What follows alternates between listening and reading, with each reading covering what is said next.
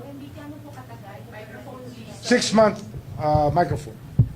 Good afternoon po, Isa Umali po from DCWB. Gaano po katagal yung preventive 6 suspension? months. 6 months. And nakausap nyo na rin po ba si Senator Sergeant at Arms Aplaska? Hindi ko pa kinakausap. At, pero pinadala ko na ang order sa Senado para matanggap nila kagad sapagkat ang usapang ito ay napakaseryosong usapan. Sa isang opisina na itinatag ng ating saligang batas, ang mga pangyayaring ito ay hindi katanggap-tanggap, lalo-lalo na na siya ay gumaganap bilang Sergeant at Arms at siya pa nagpaputok unang putok ng baril. It's worrisome if we allow this to go unpunished and just ignore it. We cannot ignore something of this magnitude. Sir, good afternoon. Yanes Kapati of GMA News Online. Sir, yung 6 months preventive suspension without pay, would that be correct? Ano ba yung nakalagay sa atin? Sir, hindi naman siya makukulong, sir. Hindi. Preventive suspension, I don't know kung may pay or no pay. No pay. No pay. Sir, meron ba siyang, given the preventive suspension, Kasi ano yan eh, can he appeal it? pwede nga i-appeal yan. Kaya lang nag-iimbestiga tayo, hindi natin pwedeng hindi tayo pwedeng maglagay ng tao na maaaring maka-impluwensya sa mga bagay na kailangan nating mabungkal dito sa Senado. At syempre kaya nga tayo nagpe-preventive suspension para walang undue influence sa investigasyon.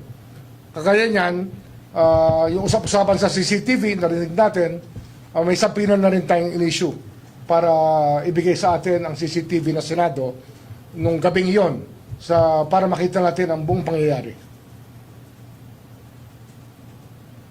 Sana naman ay walang nawawala na footage sapagkat may mga allegations at mayroong mga nagsasabi baka tinago na yung mga CCTV footage. Sana naman walang cover-up dito. Hi, Sir Camille po from TV. At ano yan, ang investigasyon ito, kasamang lahat, kasamang NBI dito na ating imbestigahan, kasama rito ang OSAA, kasama rin yung mga pulis na nagpunta roon sa lugar na yon para malaman natin ang buong pangyayari mula sa perspektibo ng gobyerno. Overall governance to eh. Ito ay executive department, legislative department, ay tayo constitutional body, kinakailangan, ito na ang talagang tungkulin na binibigay sa atin ng saligang batas. Sir, what about Senator Robin Padilla? According to General Aplaska, he was the last person na nakita sa CCTV na kasama po. Kasama yan sa investigasyon. Kasama siyempre si Senator Robin Padilla at hihingi natin ang bersyon ng pangyayari sa lahat. Pati kay Senator Jinggoy Estrada kasi nga mayroong insinuations na sinabi niya na itago yung CCTV.